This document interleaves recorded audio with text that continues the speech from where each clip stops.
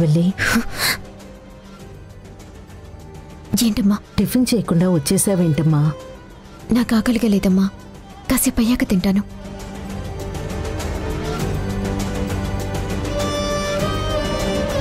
కూర్చో.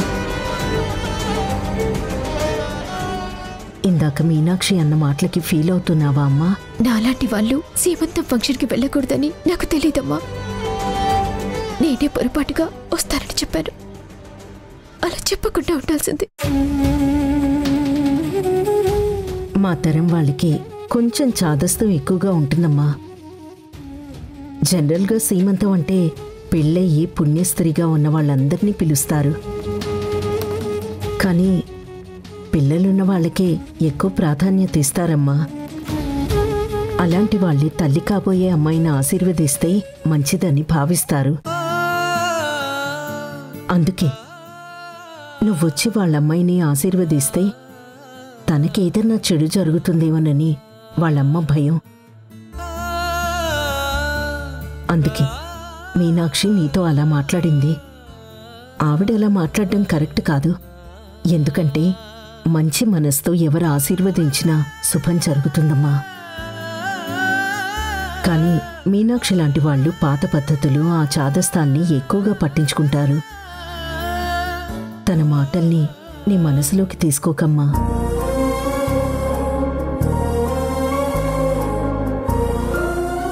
శ్రీవల్లి, నువ్విలా డల్గా ఉంటే నేను చూడలేనమ్మా. నువ్వు సంతోషంగా ఎప్పుడూ నవ్వుతూ ఉండాలి. అప్పుడే ఈ అమ్మ కూడా సంతోషంగా ఉంటుంది.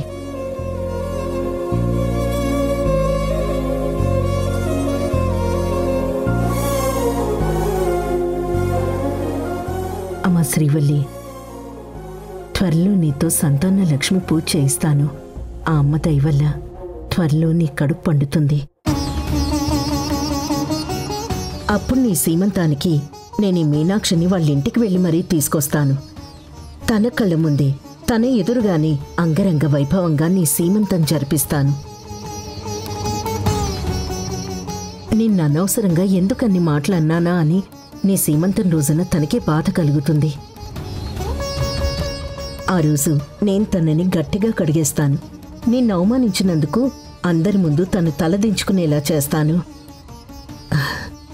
ఇక నువ్వు ఆ విషయం మర్చిపో శ్రీవల్లి. ఇదిగో టిఫిన్ తిను. తీసుకోమ్మా.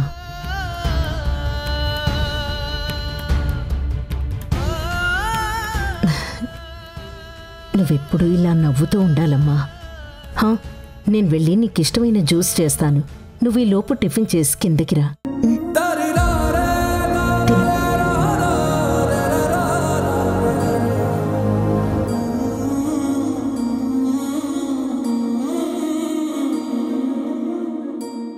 అమ్మా, నాకు సీమంతం చేయాలని, నాకు పుట్టబోయే పిల్లలతో ఆడుకోవాలని ఎంతో ఆశతో ఆతృతతో ఉన్నావు.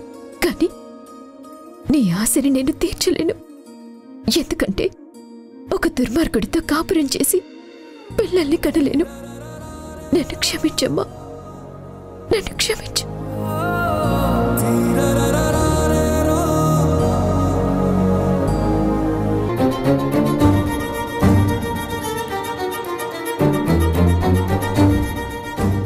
అల్లుడు గారు. మావయ్య, బిజీగా ఉన్నారా? అలాంటిదేం లేదు మావయ్య. కూర్చోండి. ఏదో మెడికల్కి సంబంధించిన రీసెర్చ్ చేస్తున్నాను. అదంతా అర్జెంటేం కాదులే. చెప్పండి మావయ్య, నాతో ఏమన్నా మాట్లాడాలా? అవును అల్లుడు గారు, చెప్పండి. ఒక్క నిమిషం. అమ్మ శ్రీవల్లి. వస్తున్నానన్నా.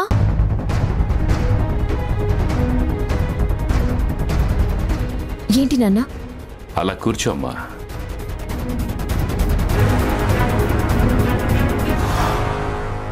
కూర్చో. మీ ఇద్దరిని ఇలా అడిగే పరిస్థితి వస్తుందని నేనెప్పుడూ అనుకోలేదు. కానీ ఇప్పుడు అడక్క తప్పట్లేదు.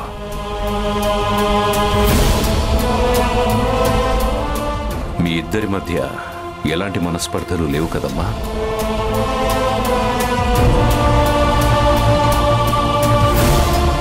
మీరు సఖ్యతగానే ఉంటున్నారు కదా? అదేంటి నాన్న అలా అడిగారు? నేను అడిగిన దానికి ఆన్సర్ చెప్పండమ్మా. అవునన్నా, మేము సఖ్యతగానే ఉంటున్నాం. సడన్గా అలా అడుగుతున్నారు, మీకు ఎందుకు అలా అనిపించింది?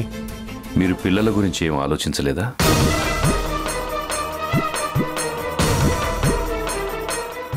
ఇందాకొచ్చిన ఆవిడ నిన్నేదో అందని చెప్పి నేను అడగట్లేదమ్మా. మాకు కూడా మీ పిల్లలతో ఆడుకోవాలని ఉంటుంది కదా, అందుకని అడుగుతున్నాను.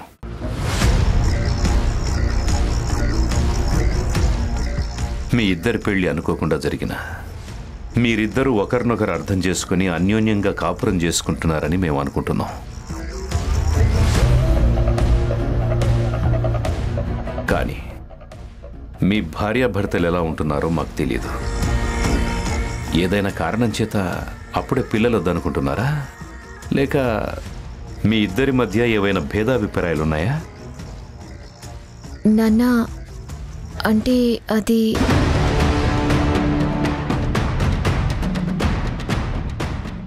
ఓహో, మాకు పుట్టబోయే పిల్లల కోసం ముసలోడు తాపత్రయపడుతున్నాడనమాట.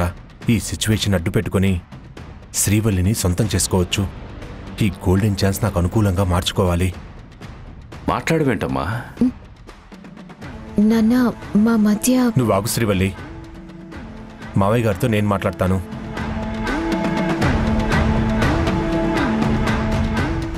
శ్రీవల్లికి పిల్లలంటే చాలా ఇష్టం మావయ్య.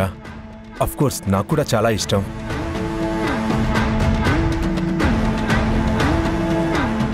కానీ నేనే ఇప్పట్లో మాకు పిల్లలొద్దని శ్రీవల్లితో చెప్పాను. అంతే తప్ప మీరనుకున్నట్టు మా మధ్య మనస్పర్ధలు కానీ గొడవలు కానీ ఏం లేవు. అదేంటి బాబు, ఎందుకు వద్దన్నావు? ఇప్పట్లో పిల్లలు వద్దంటానికి కారణం ఏంటి? మావయ్య శ్రీవల్లికి చాలా పెద్ద బాధ్యత అప్పగించారత్తయ్యా.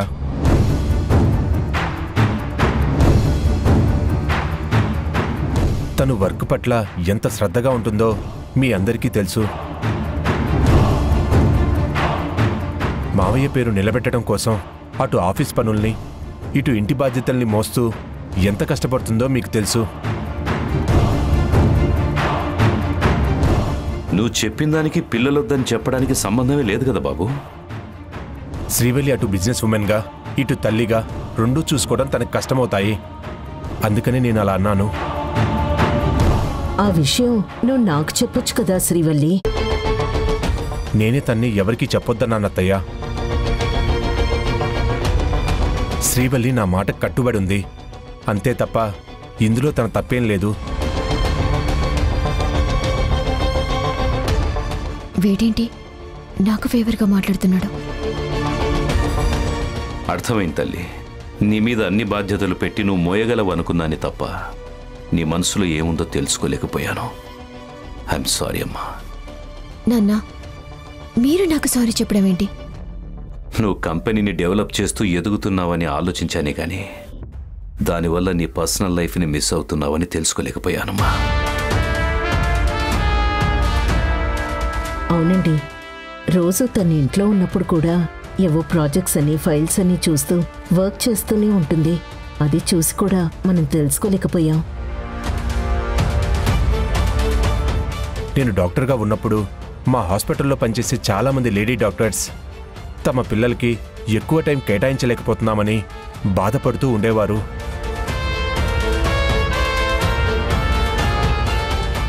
ఆ బాధని శ్రీవల్లి పడకూడదనుకున్నాను.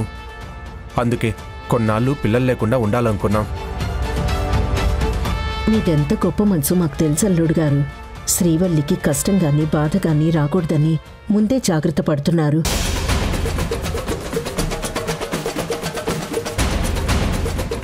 కానీ తల్లిదండ్రులుగా మేమే ఆ జాగ్రత్త తీసుకోలేకపోయాం.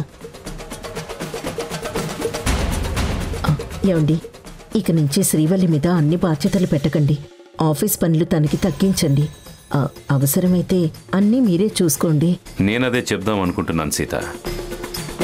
ఇక నుంచి తన వర్క్ భారాన్ని నేనే తగ్గిస్తాను. నాన్న, నేను ఆఫీస్ పనిని కష్టంగా ఏం ఫీల్ అవ్వట్లేదు. మీరు అలాంటిదేం ఆలోచించకండి. ముందు నేను చెప్పేది వినమ్మా. ఇక మీదట నువ్వు వర్క్ గురించి ఎక్కువగా ఆలోచించొద్దు. అవసరమైతే బిజినెస్ వ్యవహారాలని నేను చూసుకుంటాను.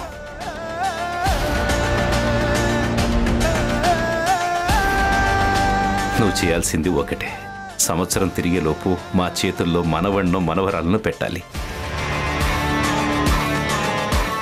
అవును శ్రీవల్లి, మీరు తీసుకున్న నిర్ణయాన్ని మానుకొని త్వరలో మాకు శుభవార్త చెప్పండి. ఇది మా ఆర్డర్. మీ కోరిక తప్పకుండా తీరుస్తాం అత్తయ్య. మాకు పిల్లలు పుడితే వాళ్ళకి ఏం పేర్లు పెట్టాలో కూడా ఆల్రెడీ ఫిక్స్ అయ్యాం కూడా. అవునా? ఏంటి బాబు ఆ పేర్లు? మగపిల్లడు పుడితే కోదండరామయ్య అని, ఆడపిల్ల పుడితే సీతమ్మ అని పెట్టాలనుకున్నాం.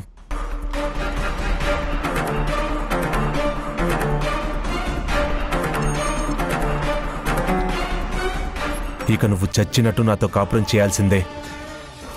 ఆస్తితో పాటు నీ అందాన్ని కూడా అనుభవించే అదృష్టాన్ని మీ అమ్మా నాన్నలే కలిగిస్తున్నారు. ఇక నీ బతుకు నా కాళ్ళ దగ్గరే.